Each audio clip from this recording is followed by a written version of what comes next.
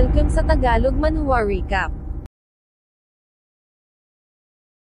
Ilang sandali lang ay umahan si Lee Chen mula sa barrier lumipad sa ere nagsabing siya ay nag-breakthrough patungo sa bagong level, at pagkatapos ay bumaba sa kinaroroonan ni Chen Fan. Kapansin-pansin ang ilang kaliskis na nasa kanyang kaliwang kamao sinabihan si Chen Fan na lumalabas na na-takeover niya ang tsansa ng demonic beast na iyon upang mag-transform bilang dragon, tingnan daw nito ang kanyang kamay. Sumagot si Chen Fan na may kinuha siyang bagay mula rito noon at ito ay ang maituturing na ibinigay niya bilang kapalit. Sinabi ni Lee Chen na kaya raw pala ito ay nag-take ng detour sa daan papunta rito napansin na raw pala nito ang sitwasyon patungkol sa demonic beast na ito, kung ganun hindi niya na kailangan pang magpasalamat tama raw ba. Nagpagpag ng damit idinagdag na kung ganun maaari na silang umalis ngayon, subalit nagtaka siya nang mapansin ang nagkalat na bangkay ng mga escort sa paligid nagtanong kung ano ang nangyari rito. Nagtanong kung ito ba ang pumatay sa mga taong ito teka lang ano hindi raw ba kaya na ang mga taong ito ay talagang nandito upang magsilbing buhay na sakripisyo upang matulungan siyang mag-breakthrough, ngunit siya raw ay walang anumang naramdaman.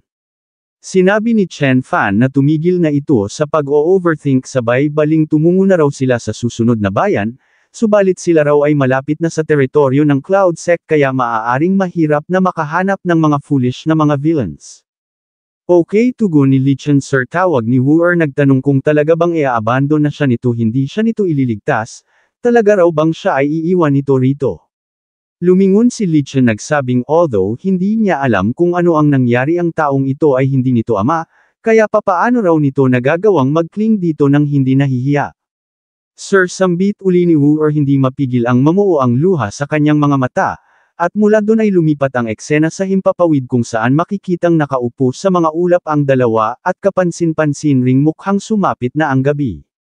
Napasabi si Lee Chen sa kanyang isip na wala ng anumang mga sagabal kaya bakit daw ba nakaupo pa rin ito rito at nagpapahinga sa gabi, hindi raw ba't mas maigi kung lumipad na lang sila ng direkta patungo sa kanilang destinasyon in one go. Hay ito pa rin daw ay isang napaka-strange na tao, habang sa kabilang banda naman habang nagmi-meditate si Chen Fan ay may narinig siyang boses sa kanyang kamalayan tinatawag ang kanyang pangalan. Fan sambit pa nito nakita ni Chen Fan ang imahe ni Qiyong na nakaupo sa kanyang harapan, nagsabing magmula nang ma-master niya ang rules ng unibersong ito madalas niyang nakikita ang ilusyong ito, at even though ito ay isa lamang ilusyon ito ay nakapagbibigay pa rin sa kanya ng comfort. Nang biglang nagkaroon ng pagyanig na siyang ipinagtaka ni Chen Fan napatanong kung ano ang nangyayari. Sa muli ay may narinig na boses si Chen Fan isinasambit ang mga katagang panganib umalis at humingi ng tulong, mapapansin ang reaksyon ng ating bida napatanong kung ang mensahe ba na ito ay nagmula kay Xiao Qiyong si Qiyong ba ay nasa panganib, ang imahe ni Qiyong na nasa harap niya ay dahan-daang nagdi-dissipate. Qiyong lapit niya nagtanong kung ano ang sinabi nito tulong tugon ng imahe bago tuluyang naglaho.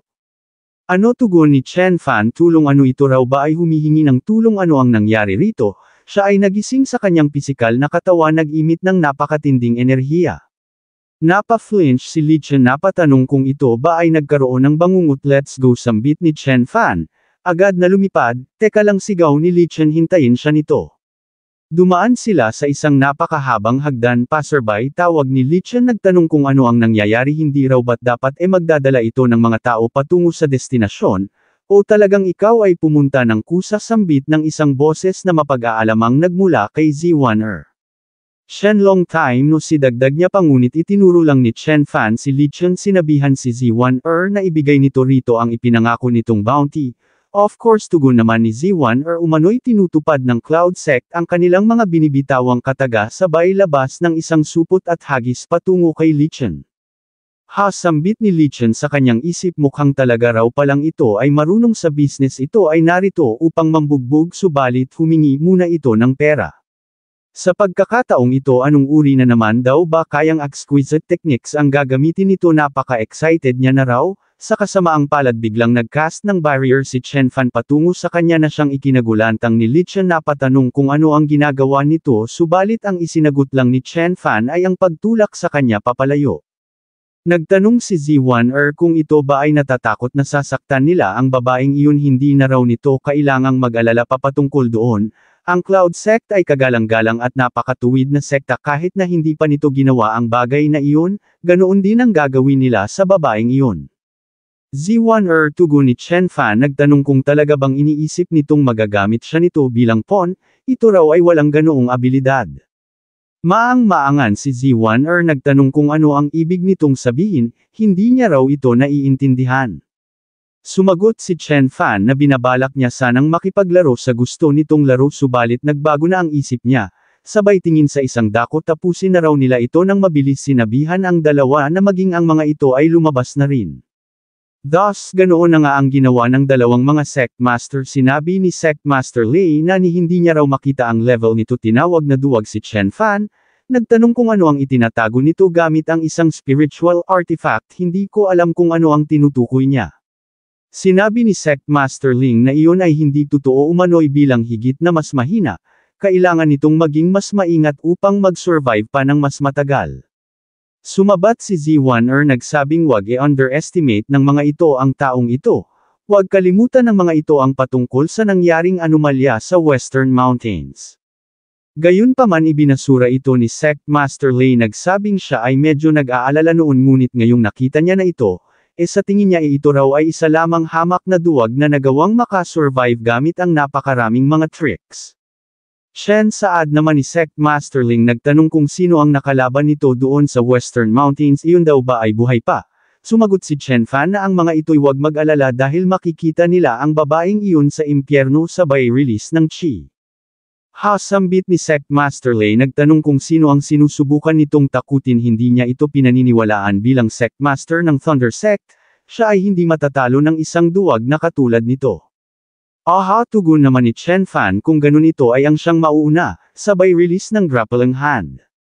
How dare you pasigaw na tugon ni Sect Master Lei sabay infuse ng chi hinarang ang paparating na atake, na nagawa niya namang mapagtagumpayan nagpakawala ng ngisi, nagsabing oo talagang mayroon itong skills ngunit iyon lang yun hanggang dun lang. Agad na binigyan ng command ang mga kidlat binasag ang atakeng binitawan ni Chen Fan at pagkatapos, ang mismong mga kidlat ay tumama ng direkta kay Chen Fan. Hahahatawa ni Sect Master Lei tinawag na duwag si Chen Fan tinanong si Z1 kung ito na ba yun, nasaan na yung sinasabing ultimate move na mayroong kakayahang e-plunder ang spiritual energy. Itinuro si Z1 sumigaw na sa tingin niya raw ito ay isa lamang excuse upang makuha nito ang mga pag-aari ng taong ito, Mr. Lei tugon ni Z1 pakiusap kumalma raw ito. Hasaad ni Sect Master Lei nagsabing kaya niya na itong i-handle ng mag-isa, at ang lahat ng mga elixirs na mayroon ng taong ito ay mapapasa kanya. Lei Jin sigaw ni Sect Master Ling how about that tugon naman ni Sect Master Lei ano raw ba kaya kung sabihin niyang hindi ito maaaring makialam, at kahit na gumawa pa ito ng move hindi niya pa rin ito babahagian ng kahit na ano. Z1 sabat ni Chen Fan nagtanong kung ito ba ang in-offer nito sa mga ito, sabay tame sa kidlat na pinakawala ni Sect Master Lei na siya namang labis nitong ikinabigla. Nagtanong kung papaanong nangyaring ito ay hindi nasaktan mula sa kanyang Thunder God Strike, ay nuit sambit naman ni Z1 ito ay hindi matatalo ng ganoon kadali. Saad ni Chen Fan kay Sect Master Lei tinatawag nitong Thunder God Strike ang atakeng iyon, masyado raw nitong ino-overestimate ang mga bagay-bagay dahil ito raw ay isang hamak lang na beam of light. Idinagdag na although wala siyang anumang nararamdamang pag-aalala noon ngunit base sa nakikita niya ngayon, sa tingin niya talagang ito raw ay isang basura. Ang sinabing iyon ni Chen Fan ay bumalot ng galit kay Sect Master Lei sumigaw na deserve nitong mamatay, sabay perform sa teknik na tinawag niyang Thunder God True Fury. Mayroong namuong spiral ng itim na mga ulap sa kalangitan maririnig ang pagdagandong ng mga kulog kasabay ng pagsayaw ng mga kidlat. Subalit sinabi lang ni Chen Fan na ito ay hindi magandang araw para sa thunderstorm sabay extend ng kamay at disperse sa thunder art ni Sect Master Lei na siyang labis niyang ipinagtaka. Thunder God True Fury sigaw niyang muli sa kasamaang palad, mukhang ang kanyang command ay hindi na sinusunod pa ng mga kidlat. Napakadam sambit ni Sect Master Ling napatingin si Sect Master Lei sa kanyang mga kamay ito raw ay imposible. Papaano raw nangyaring ang mga spiritual energy na narito ay hindi sinusunod ang kanyang command? Sumabat si Chen Fan na yun ay dahil sa siya na ngayon ang may kontrol sa batas ng kulog at kidlat hindi pa rin daw ba nito naiintindihan, lumalabas na tama raw pala ang kaibigan nito, ito ay napaka-stupid. Lei Jin, sigaw ni Z1 umano'y sinira nito ang kanyang plano, ay tugon ni Sectmaster Lei, mayroon pa siyang urgent na bagay na kailangang gawin sa kanyang sekta, kailangan niya na rong umalis. At ganoon na nga sana ang gagawin niya nang biglang sumigaw si Chen Fan na mayroon itong nakalimutan, sabay release sa bola ng lightning na nasa kanyang kamay patungo kay Sectmaster Lei, isang pagsabog ang naganap. Nang si Sectmaster Lei ay papabagsak na ay bigla na lang mayroong nag-activate na artifact na siyang sumalo sa kanya. Lumipad patungo sa harap niya si Chen Fan. Nagsabing gaya ng inaasahan sa isang sect leader, talagang ito ay mayroong maraming mga life-saving spiritual artifacts, ito ay pinrotektahan ng mga artifact na ito. Idinagdag na since interesado ito sa kanyang mga pag-aari, ayos lang din kung uubusin niya ang laman ng stash nito. Sumagot si Sectmaster Lei na iyon ay ayos lang sa kanya, umano'y ibibigay niya ang lahat ng mayroon siya hanggat spare lang nito ang buhay niya. Nagbukas ng special storage mula rito'y kumuha ng kung anong bagay, nagsabing ito ay ang kanyang storage jade token, ito ay naglalaman ng mga treasures na nakolekta niya sa loob ng nagdaang mahigit 100 taon. Spare siya nito, hindi raw ba, kailangan nitong manumpa sa kanyang kaluluwa. Sa kasamaang palad nagtanong lang si Chen Fan na kung ang kanilang posisyon ay mare-reverse ngayon, spare ba siya nito? Natigilan saglit si Sectmaster Lei, kung ganun saad niya makalipas ang ilang sandali, kung ganun wawasakin niya na lang ang jade token na ito, nang bigla na lamang mayroong tumamang 2 slash sa kanyang kanang braso na bitawan ang jade token at ito ay hinila ni Chen Fan patungo sa kanya. Tiningnan ang nilalaman, nagsabing bilang head ng isang sekta, ang storage jade token restraint nito ay medyo napakasimple, lumalabas na ito ay mayroong napakaraming payapang mga araw. Tumama ang malamig na simoy ng hangin, idinagdag ni Chen Fan na sa totoo lang hindi siya interesado sa stuff nito, gusto niya lang maging isang mabuting tao, sabay hagis ng token sa pinasabog, na siyang naging dahilan upang magkalat ang mga treasures na nilalaman nito. How dare you, sigaw ni Sectmaster Lei, ang pangahas naman daw nitong hamakin siya ng ganito. Siya ay si Lei Jin, ang Sectmaster ng Thunder Sect, isa sa mga top powerhouses ng kontinenteng ito. Sumagot si Chen Fan na ito ay hindi niya hinahamak, ginagawa niya lang ito para sa ibang mga tao ng kontinenteng ito, siya ay nagre-redistribute lang ng mga precious resources. Moreover, masyado nitong in-overestimate ang kanyang sarili, ito ay hindi naman ganoon kalakas, sabay pakawala ng sunod-sunod na mga slash tumama ng direkta kay Sectmaster Lei na siyang dumurog sa kanyang pisikal na katawan, dinampot ni Chen Fan ang kanyang kaluluwa. I curse you, sigaw ni Sectmaster Lei, isinusumpa niya raw ito, isinusumpa niyang ito ay mamamatay sa kakilakilabot na paraan, ito ay mamamatay sa paraang 100 beses na higit na mas malala sa kanya, subalit ang kaluluwa niya'y dinurog lang ni Chen Fan, nagsabing ni hindi nga raw nito alam ang kanyang pangalan, kaya bakit nagbabother pa itong magsalita. Humakbang si Chen Fan palapit sa dalawa, sinabihan si Z1 na papaanong nangyaring ito ay nakipag-team up sa dalawang mahihina at stupid na mga lalaking ito. Sinabi ni Sectmaster Ling na si Lei Jin ay talagang isang fool, iyon ay namatay na balot ng takot, nakalimutang gamitin ang hindi mabilang na mga spiritual artifacts na nasa kanyang storage jade token, isinigaw kay Chen Fan na wag siya nitong ikumpara sa taong iyon. O tugon ni Chen Fan, so ito raw pala ay hindi stupid, kung ganun bakit hindi pa ito tumakbo, hindi niya raw ito tiningnan sa kasagsagan ng buong pangyayari. Ano takbo, patanong na tugon ni Sectmaster Ling, bakit hahayaan daw ba siya nito, isa pa kapagka siya ay tumakbo ang kanyang buong kumpiyansa ay magsa-shatter na magdudulot upang hindi na siya muling magkaroon pa ng progreso, ano naman daw ba ang pinagkaiba nun sa kamatayan? Sinabihan si Z1 na bilasan na nito gamitin na nito ang kanyang ultimate move, dahil kung hindi pareho silang mamamatay dito. Sinabi ni Z1 kay Chen Fan na ito ay higit na mas malakas kaysa sa inaakala niya. Sumagot si Chen Fan na kaya niya nga rong i-wipe out ang 5 leaders ng Cloud Sect, kaya papaanong nangyaring ina-underestimate pa rin siya nito. Mapapansin ang reaksyon ni Z1 ano sambit ni Sectmaster Ling, ang mga leaders ng Cloud Sect ay na-wipe out na nito. Tama yung tugon ni Chen Fan, sinabihan si Sectmaster Ling na talagang ito raw pala ay isang fool, dahil kung hindi nga ganoon bilang isang Sectmaster, bakit ito makikipag-cooperate sa isang hamak lamang na Holy Maiden? Beach sigaw ni Sect Masterling kay Z1 ito raw ay nagsinungaling sa kanila ni Leijin umano'y ang sinabi nito nasa kanilang seclusion lang ang mga sect leaders ng Cloud Sect at mag-a-assist sa kanila sa crucial na sandali. Nang biglang hinila ni Chen Fan palapit sa kanya ang isang artifact na hawak ni Z1 yung bagay na ginamit niya noon upang maglagay ng hagdan sa kabundukan mararamdaman ang matinding pagyanig pinaliit ni Chen Fan ang sukat. Teka lang sambit ni Z1 ibalik daw nito ang bagay na ito sa kanya. Sinabi ni Chen Fan na ang magtaglay ito ng ganitong uri ng spiritual artifact na mayroong kakayahang baguhin ang hugis ng mundo, lumalabas na ang reserves daw pala na mayroon ang Holy Maiden ng Cloud Sect ay unimaginable. Sumigaw si Z1 na malamang ito ay nagbabluff lang umano'y kakagaling lang nito mula sa isang malaking battle sa Western Mountains no way na mayroon pa itong ganoon katinding lakas na natitira.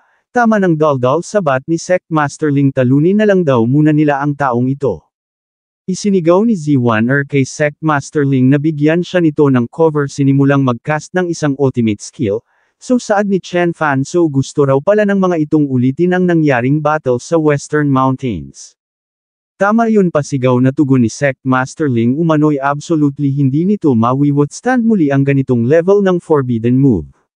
Nagsama ng sibat nagsabing siya ay si Ling Yinbai ang Sect Master ng Heaven Sect, hinahamon niya ito sa isang laban. So tugon ni Chen Fan so kailangan niya raw ba itong labanan dahil lang sa sinabi o gusto nito? Kung ganun tugon ni Sect Masterling kung ganun ito raw pala ay nagpapanggap lang dahil ito ay natatakot. Ipinapakita lang nito na hindi nito kayang i-handle ang bagay na ito, hindi ito makakatakas mula sa kanya.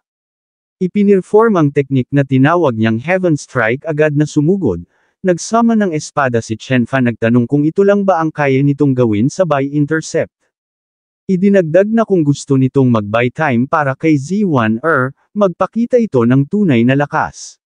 Sinabi ni Sect Masterling na tumigil na ito sa kanyang provocation umano'y uulitin niyang muli, siya ay hindi full na tulad ni Leijin sabay disengage. Pagdistansya'y agad na ipinirform ang universal sweepong nagpakawalan ng sunod-sunod na mga spear slash, sa kasamaang palad ang mga ito'y napakadali lang na pinagdideflect ni Chen Fan. Petty trick saad niya sabay infuse ng chi nagsabing ito ay napaka-boring, magbigay daw ito ng kahit na kaunting intensity. May kung anong naramdaman si Sect Masterling kasabay ng pag-expand ni Chen Fan sa kanyang spiritual energy welcome dagdag niya pa, welcome sa kanyang sword domain. Ano sambit ni Sect Masterling sa labis na pagkagulantang napatanong kung nasa anong realm na ito, sinubukan niyang mag-retaliate basagin ang domain, sa kasamaang palad ang lahat ng ginawa niyang effort ay baliwala. Damit sambit niya umano'y ang momentum ng kanyang spear ay na-neutralize muling sumubok at sa pagkakataong ito, siya ay nakapagdulot ng crack, gumana sigaw niya pa. Sa kasamaang palad ang nagawa niyang mabasag ay ang unang layer lang pala patanong na sambit niya nagawa niyang mabasag ang isang layer ngunit may isang layer pa pala. Ilang layers daw ba kasi mayroon ang sword domain na ito gaano ito kalaki gaano karami ang layers na mayroon ito, inilipat ang point of view lumalabas na mukhang si Sect Masterling pala ay nahulog sa isang ilusyon. Tinanong ni Chen Fan si Z1 kung handa na ba ito ngunit ito'y sumagot lang na siya dapat ang magtanong sa bagay na iyon, Chen ito raw ba ay nakahanda ng tanggapin ang move na ito. Isang move ang magdidetermina sa kung sino ang mananalo sambit ni Chen Fan, buhay o kamatayan dugtong naman ni Z1 Mararamdaman ang matinding aura na iniimit ng dalawa na nagdulot upang magkabitak-bitak ang sahig. Nagsimulang mag-infuse ng chi si Z1 sila'y nabalot ng pinaghalong pulat dilaw na spiritual energy, ang teknik ay itinuon na ni Z1 kay Chen Fan.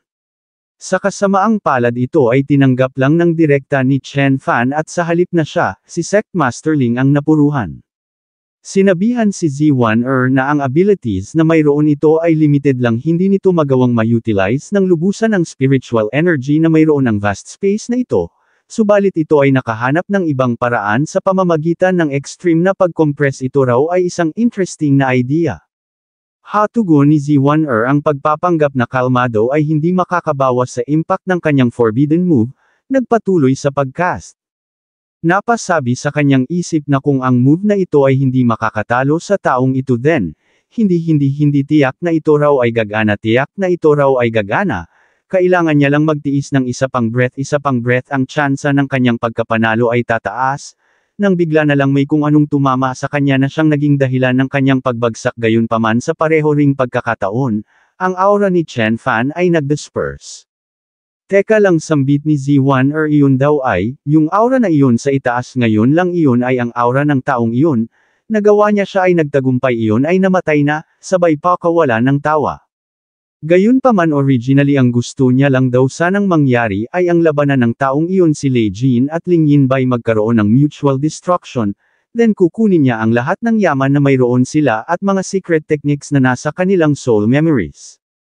Subalit ngayon ang kaluluwa ni Lei Jin ay naannihilit na ang yaman nito ay nagkalat, at mukhang maging ang kaluluwa ni Chen at Ling Yinbei ay nagkapunit-punit na rin sa ginawa niyang energy tide.